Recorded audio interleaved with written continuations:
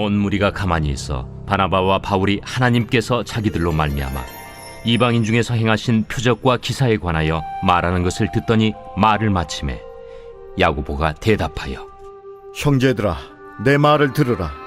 하나님이 처음으로 이방인 중에서 자기 이름을 위할 백성을 취하시려고 그들을 돌보신 것을 시므온이 말하였으니 선지자들의 말씀이 이와 일치하도다. 기록된 바 이후에 내가 돌아와서 다윗의 무너진 장막을 다시 지으며 또 그 허물어진 것을 다시 지어 일으키리니 이는 그 남은 사람들과 내 이름으로 일컬음을 받는 모든 이방인들로 주를 찾게 하려 함이라 하셨으니 즉 예로부터 이것을 알게 하시는 주의 말씀이라 함과 같으니라.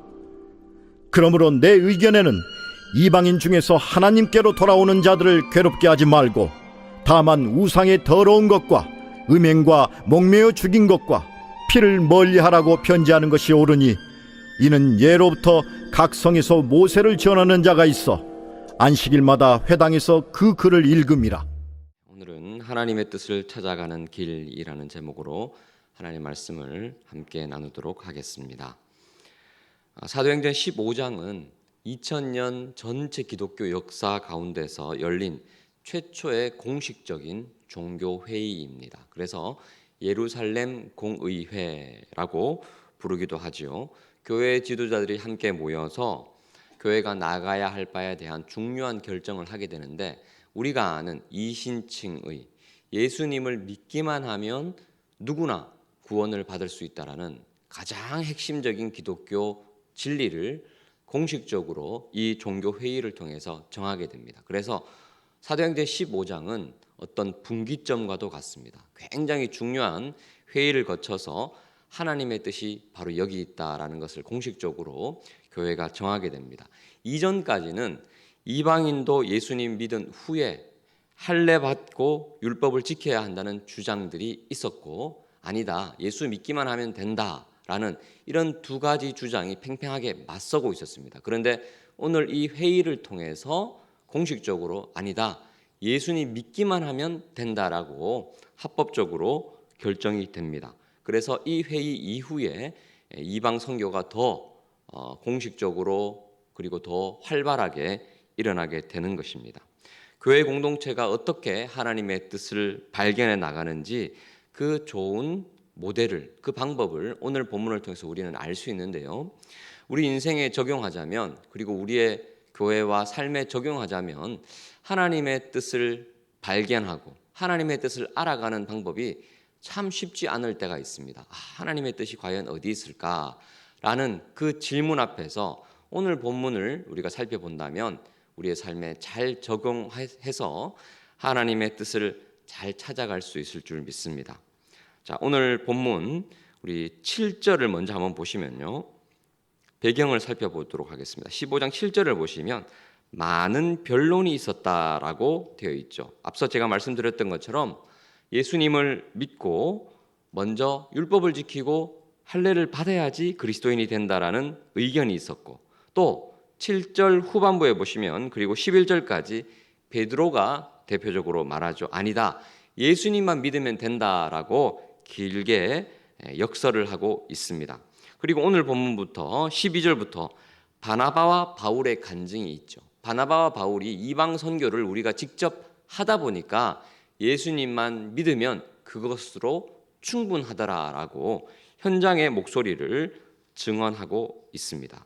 자, 하나님의 뜻을 과연 교회가 어떻게 알아갈까요? 먼저 12절입니다. 자, 12절을 같이 한번 읽어볼까요? 시작. 온 무리가 가만히 있어 바나바와 바울이 하나님께서 자기들로 말미암아 이방인 중에서 행하신 표적과 기사에 관하여 말하는 것을 듣더니. 자, 오늘 본문이 무엇을 강조하고 있습니까? 교회 지도자들이 함께 모여서 회의를 하는데 온 무리가 가만히 있어. 베드로 사도가 먼저 말한 이야기를 가만히 듣습니다. 경청합니다. 그리고 바나바와 바울도 이야기하는 것을 어떻게 합니까? 듣더니. 초대교회가 하나님의 뜻을 잘 수용하고 하나님의 뜻을 잘 알아갔던 첫 번째 비결은 하나님께서 주변에 신실한 믿음의 사람을 통해서 그 입술을 통해서 하나님의 뜻을 말씀하실 수 있다라는 그 겸손한 마음 가운데 경청했다는 것입니다. 물론 하나님께서 베드로에게 3번 환상을 보여주시고 고넬료 사건을 통해서 확실하게 말씀하시는 경우도 있지만 또 어떤 때는 하나님께서 주변에 신실한 그리스도인들을 통해서 하나님의 뜻을 보여주실 때가 있다는 것입니다. 그렇기 때문에 우리 역시 귀를 세우고 겸손히 마음을 낮춰서 사람들을 통해서 말씀하시고 환경을 통해서 말씀하시는 주님의 음성도 들어야 한다는 것입니다. 그토록 할례를 받아야 된다, 율법을 지켜야 된다라고 주장했던 사람들조차도 사도 베드로의 말 그리고 바울과 바나바의 말을 잘 경청했다는 것입니다. 특별히 바울 같은 경우에는 나중에는 대사도가 되지만 지금 사도행전 15장 상황에서는 사실 교회 지도자들 가운데서는 후배입니다. 한참이나 후배인 지도자가 되었던 사람인데 그 바울의 말조차도 초대교회 지도자들이 겸손하게 경청했다는 것입니다. 주 안에 사랑하는 성도 여러분, 하나님께서 우리가 기도할 때 또 우리가 묵상할 때 우리에게도 말씀하시고 또 우리에게 하나님의 뜻을 보여주실 때가 있지만 주변에 신실한 사람들의 입술을 통해서 우리에게 말씀하실 수도 있다라는 그 가능성을 열어두고 이 초대교회 성도들처럼 겸손하게 경청하시는 여러분 되시기를 축복합니다. 자, 2번째, 여기에서 끝나는 것이 아니라 종교회의의 의장격인 야고보 사도가 이제 말하기 시작하죠. 15절부터 보시면 뭐라고 얘기합니까? 14절 먼저 보실까요? 하나님이 처음으로 이방인 중에서 자기 이름을 위할 백성을 취하시려고 그들을 돌보신 것을 시몬이 말하였으니, 여기서 시몬은 시몬 베드로를 말합니다. 시몬 베드로를 히브리식 발음으로 시므온이 말하였다라고 야고보 사도가 말합니다. 야고보 사도는 시몬의 말에 내가 좀 동의가 된다. 예수 믿으면 할례와 율법 없이도 구원받을 수 있다라고 말하면서, 그런데 이것이 내 생각이 아니라 15절부터 보세요. 선지자들의 말씀이 이와 일치하도다 기록된 바라고 말하면서 구약 성경을 펼칩니다. 자, 그 구약 성경 아모스 9장 11절과 12절에 나오는 내용이 16절부터 나오는데 우리 16절, 17절, 18절을 같이 한번 읽어보겠습니다. 시작. 이후에 내가 돌아와서 다윗의 무너진 장막을 다시 지으며 또 그 허물어진 것을 다시 지어 일으키리니 이는 그 남은 사람들과 내 이름으로 일컬음을 받는 모든 이방인들로 주를 찾게 하려 함이라 하셨으니 즉 예로부터 이것을 알게 하시는 주의 말씀이라 함과 같으니라.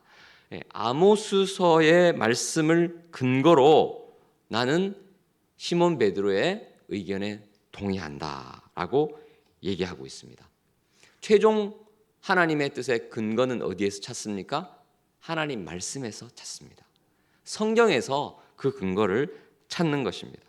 주변에 있는 사람들의 말이 아무리 옳다 할지라도, 그런 것처럼 보인다 할지라도 최종 하나님의 뜻의 근거는 어디에서 찾아야 됩니까? 하나님의 말씀에서 찾아야 할 줄 믿습니다. 하나님 말씀, 성경이 무엇이라고 말하는 것이 그것이 최종 결론이 되어야 한다는 것입니다. 선지자의 말씀, 구약 말씀과 지금 이 이방인 선교에 나타나는 현상이 다른 것이 아니라 바로 일치하는구나라는 결론에 도달하다는 것입니다. 그렇기 때문에 마지막으로 어떻게 합니까? 19절입니다. 그러므로 내 의견에는 이방인 중에서 하나님께로 돌아오는 자를 괴롭게 하지 말자. 예수님만 믿으면 충분하다.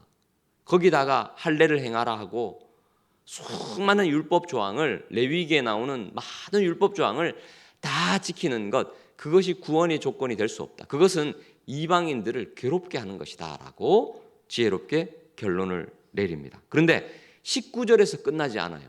자, 야고보 사도가 어떻게 결론을 내리는지 20절입니다. 20절 같이 읽습니다. 시작. 다만 우상의 더러운 것과 음행과 목매어 죽인 것과 피를 멀리하라고 편지하는 것이 옳으니.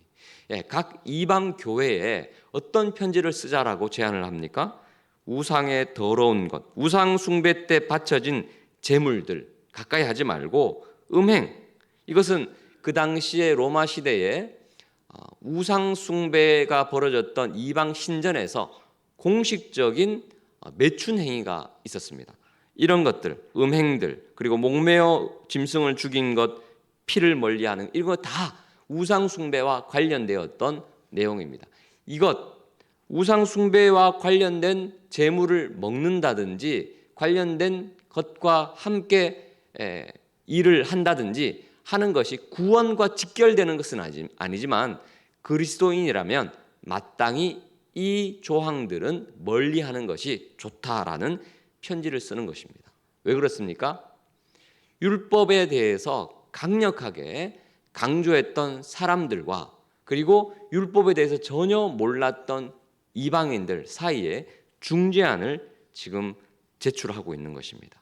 그래서 이쪽에서 주장하는 의견과 또 저쪽에서 주장하는 의견, 두 의견을 함께 지혜롭게 갈등 없이 모든 사람들이 하나 될 수 있도록 지금 야고보서도가 결론을 도출하고 있는 것입니다. 하나님의 뜻에 선명하게 도달했다 할지라도 실제적인 적용을 지금 야고보는 굉장히 지혜롭게 감당하고 있습니다. 이 야고보가 지혜롭게 잘 결론 내림을 통해서 예루살렘 교회는 분열되지 않고 하나가 됩니다. 그리고 이 말이 맞다라고 결론에 도달하게 되고 이제부터 본격적으로 이방인 선교가 온전히 잘 이루어지는 것입니다. 이 야고보서다가 어떻게 이렇게 지혜롭게 잘 적용할 수 있었을까요?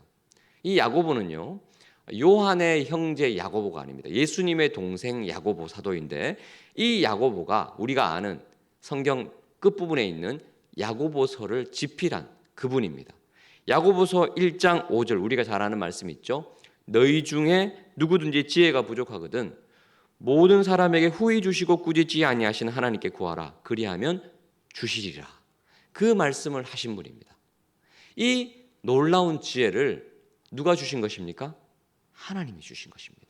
우리가 이런 구체적인 삶을 하나님 앞에 뜻을 발견한다 할지라도 적용하는 것 참 쉽지 않습니다. 그때 우리는 야고보 사도처럼 어떻게 해야 됩니까?